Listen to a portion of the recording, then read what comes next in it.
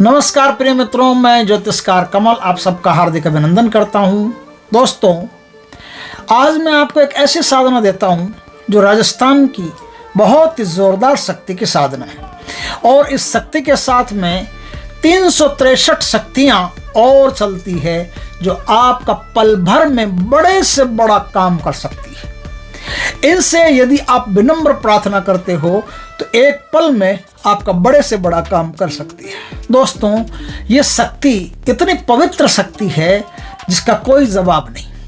एकदम पवित्रता से, एकदम भावुकता से इनका अगर आप स्मरण करते हैं तो स्मरण मात्र से ये आप पर प्रसन्न हो जाती है और प्रसन्न होकर के आपको तथास्तु का आशीर्वाद प्रदान करती है। दोस्तों, ये शक्ति कौन है, इस शक्ति के बारे में अच्छी तरह से जानना और बड़े ही ढंग से काम करना पड़ता है।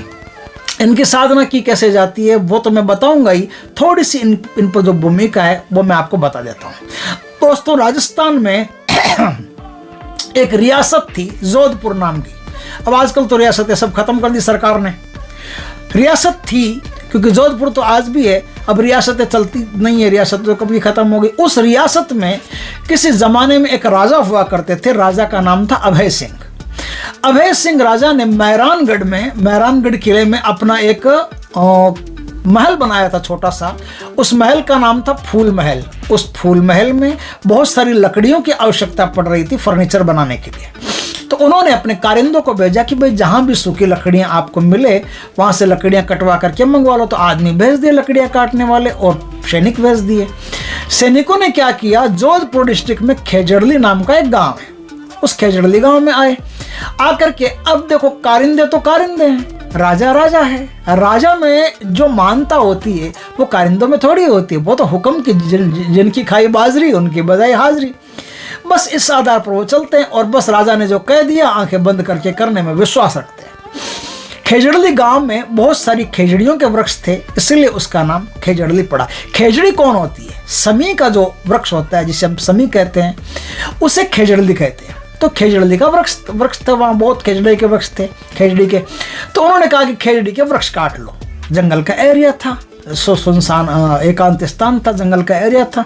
बोला खेजड़ी के वृक्ष काट लो। जैसे खेतों में होते हैं ढाणियाँ वगैरह, उस तरह से ढाणियाँ वगैरह थी, उनमें खेजड़ियों के वृक्ष थे, तो उन्होंने काटना शुरू कर दिया।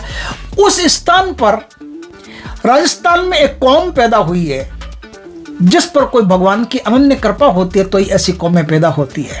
एक कौम जो शिकार करती थी, एक कौम जो खेजड़ियाँ कटवाई, एक कौम ऐसी पैदा हुई जो जीवों का संरक्षण करती है। उनके यहाँ अभयारण्य अपने आप ही चलते हैं। राजस्थान में कई छोटे छोटे ऐसे गांव हैं, ऐसे स्थान हैं जहाँ विष्णुइयों का क्षेत्र है, वो विष्णुई कौम है। विष्णुइयों का जहाँ क्षेत्र है वहाँ किसी भी पशु को काटा नहीं जाता, न पशु को मारा जाता है। वो पशु पर पूरा ध्यान देते हैं। वो हिरणों का, आप उनके क्षेत्र में जाओगे तो हिरणों को कूदते फांदते आराम से देख लोगे, एकदम मस्त नज़ारे होते हैं। हा।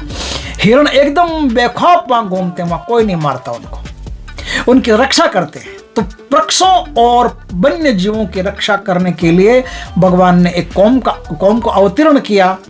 उस कौम के लोग, विष्णु कौम के लोग जो जंबेश्वर भगवान को पूजते हैं, उनको मानते हैं जंबेश्वर भगवान को। और जंबेश्वर भगवान राजस्थान के रामदेव जी थे। राजस्थान के रामदेव बाबा नहीं, रामदेव बाबा योग वाले नहीं, रामदेव बाबा राजस्थान के रामदेव बाबा थे, भगवान विष्णु के अवतार थे। उनके मौसेरे भाई थे। उन मौसेरे भाई ने एक पंथ चलाया जिसका नाम था विष्णुई पंथ। ये विष्णु भगवान को मानने वाले पंथ होते हैं और 29 नियम उनके होते हैं जिनका वो लोग पालन करते हैं। और बहुत ही समृद्ध कौम होती है, बहुत ही शक्तिशाली कौम होती है। इतनी दयालु, इतने समृद्ध, निडर, अभय उनमें बहुत रहता है। ऐसी कौम, उस कौम में एक स्त्री पैदा हुई जिसका नाम विकिपीडिया में गलत नाम है। विकिपीडिया में नाम उनका अमृता देवी है, क्योंकि विकिपीडिया क्या होता है कि सुनी सुनाई बातों को इकट्ठा करके संजो करके एक पूरा वृत्त चित्र बना लेते हैं।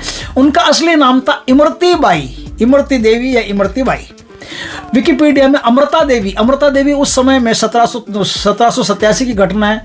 उस समय में अमृता देवी का कोई ज़्यादा बोलबाला नहीं था। अमृता देवी नाम ही नहीं हुआ करता था राजस्थान में इमरती देवी नाम हुआ करता था, तो उनका नाम था इमरती देवी। इमरती देवी एक ऐसी वीरांगना स्त्री थी कि उसने उन सैनिकों को मना किया कि भाई ये खेजड़ी मत काटो, उन्होंने कहा मत कैसे काटो, हमें आदेश से। बोले तुम्हें आदेश से पूछ लो एक बार, उस समय फ़ोन तो किसी के पास था नहीं, तो पूछे कौन वहाँ जा करके ठेठा बिल्कुल जोधपुर जा करके कौन पूछे, कोई नहीं पूछने वाला। बोले हाँ काट दो। उसने कहा नहीं ऐसे कैसे काट दो, वृक्षों को काटने के लिए पहले हमें काटना पड़ेगा। तो मनाया बातें की, वो सैनिक माने नहीं, कारिंदे माने नहीं। तो इमरती देवी ने क्या किया, वो जो खेजड़ी का वृक्ष था उस खेजड़ी के वृक्ष से लिपट गई। तो उन्होंने इमरती देवी का ही सर काट दिया। इमरती देवी का सर काट दिया। तो इमरती देवी के 3 पुत्रियां थी, वो तीनों पुत्रियां भी माँ के तर्ज पर वहाँ आई, वो भी खेजड़ी से लिपटी, उनका भी सर काट दिया। ये चारों को वहाँ मार दिया। तो ये खबर गांव में फैल गई। तो वो गांव और आसपास के गांव में से 217 परिवारों के 363 स्त्रियां और पुरुष मिलकर के उस मुहिम पर शहीद हो गए। उस मुहिम पर उन्होंने क्रांति शुरू कर दी कि नहीं भैया हम भी विष्णु ही हैं, नहीं काट सकते आप। तो उन सब का गला काट दिया गया, सबको मार दिया गया। तो फिर पूरे राजस्थान में हड़कंप मचने लगा। तो अभय सिंह जी के पास समाचार पहुंचा। बोला क्या हुआ? बोले आपके कारिंदों ने इस प्रकार से धरती को लाल कर दिया काट के। तो उन्होंने कारिंदों को बहुत डांटा और उस दिन के बाद में नियम लगा दिया कि आज से इस शहर में कोई भी खेजड़ी के किसी भी वृक्ष को नहीं काटेगा और अभयारण्य रहेगा, कोई किसी पशु को नहीं मारेगा। फिर चाहे कोई फिल्म स्टार भी मारे तो लंबा चला जाएगा और भारी परेशानियां उसको झेलनी पड़ेगी। तो वहाँ कोई शिकार नहीं कर सकता, वहाँ कोई मार नहीं सकता। जोधपुर के आसपास बहुत बड़े बड़े अभयारण्य बने हुए हैं छोटे छोटे, जिन पर आज भी रक्षा होती है पशुओं की और खेजड़ी की वहाँ रक्षा होती है, पेड़ों की वहाँ रक्षा होती है। वहाँ गीले पेड़ को नहीं काट सकते, पेड़ जब सूख करके ठूंठ बन गया तभी वो वहाँ की आज्ञा लेकर के और फिर उस पेड़ को काट सकते हैं। वहाँ जो इमरती देवी 363 लोगों के साथ शहीद हुई थी, जो क्रांति दी थी, वहां उनकी शक्ति आज भी मौजूद है। और वो एक दिव्य शक्ति है जहां आप चाहो तो अपनी कोई भी तमन्ना, कोई भी मनोकामना जो जायज हो, लीगल हो, अच्छी हो, उससे तुरंत पूरा करवा सकते हो। दोस्तों, इमरती देवी का वध जिस दिन हुआ था, इमरती देवी का शहादत, उनकी कुर्बानी जिस दिन हुई थी, उस दिन भादो शुक्ल पक्ष की 10वीं थी। क्या थी? भादवा शुक्ल पक्ष 10वीं। और भादवा शुक्ल पक्ष 10वीं का ही रामदेव बाबा का मेला बढ़ता है। रामदेव बाबा का मेला भी उसी दिन बढ़ता है और उसी दिन ये कुर्बानी हुई। तो भादवा शुक्ल पक्ष की 10वीं के दिन अगर उनका स्मरण करके एक लोटा जल किसका होना चाहिए? बारिश का जल हो, जो स्टोर किया हुआ हो हौज वगैरह में, जैसे पानी के बड़े बड़े होते हैं ना, उनमें स्टोर करते हैं बारिश के जल को, तो बारिश का जल ही होना चाहिए। बारिश का जल, उसमें 4-5 बूंदे शहद की। क्यों? क्योंकि जिस समय इमरती देवी की हत्या हुई थी, उनको मार दिया गया था, काट दिया गया था, उस समय उनके हाथ शहद से भरे हुए थे। वो कुछ शहद का काम कर रही थी, बच्चों को कुछ शहद पिलाना हो या फिर शहद निकालना हो मधुमक्खियों के छाते से, उनके हाथों पर शहद लगा हुआ था। इसलिए इमरती देवी को जब आप अर्घ देते हैं तो आप पानी के अंदर 4-5 बूंदे शहद की डालेंगे, या फिर 4-5 बूंदे जो खेजड़ी का वृक्ष होता है, समी का वृक्ष होता है, उत्तर दिशा की तरफ अपना मुख रख करके, उनका मुंह उस समय उत्तर दिशा में था, तो उत्तर दिशा की तरफ अपना मुख रख करके आप 4-5 बूंदे उस वृक्ष में शहद की डालेंगे और शहद की डाल करके थोड़ा सा उसमें 1 लोटा जल डालेंगे और गाय के बिलोने का ओरिजिनल घी हो तो उससे ही दीपक करें, वरना दीपक नहीं करें, ऐसे ही प्रार्थना कर लें। जो आदमी वृक्षों की रक्षा करने वाला और वन्य जीवों का पालन पोषण करने वाला आदमी होगा, उसकी तमन्ना तत्काल देवी पूरा करेगी। यदि इनका दर्शन करना है तो फिर 21 दिन तक इसी प्रकार से साधना करते जाएं, एक ही समय पर जाएं, एक ही समय पर जाकर के वो अर्घ दें, थोड़ा सा अगरबत्ती धूप कर दें, उनके नाम का दीपक कर दें और दीपक धूप अगरबत्ती करने के बाद में उनसे प्रार्थना करें कि हे इमरती देवी, मैं आपका दर्शन करने के लिए आया हूं, हे इमरती देवी मुझ पर कृपा करो।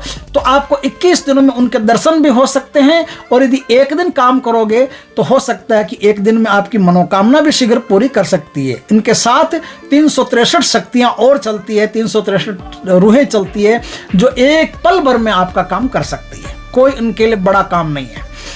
आप इनका दर्शन करना चाहते हो तो आप इस प्रकार से उनके दर्शन भी कर सकते हो। वहां एक डायलॉग आपको बोलना पड़ता है जो खुद इमरती देवी का उस समय आखिरी वक्तव्य था, आखिरी डायलॉग था। वो आखिरी डायलॉग रोज अर्घ देते समय वो मंत्र समझ लो, एक ही बार बोलना पड़ता है। वो मंत्र आपको बोलना पड़ता है। मंत्र है, सिर साटे पर रूख रहे तो भी सस्तो जान। सिर साटे पर रूख रहे तो भी सस्तो जान। ये डायलॉग आपको वहां रोज बोलना पड़ता है।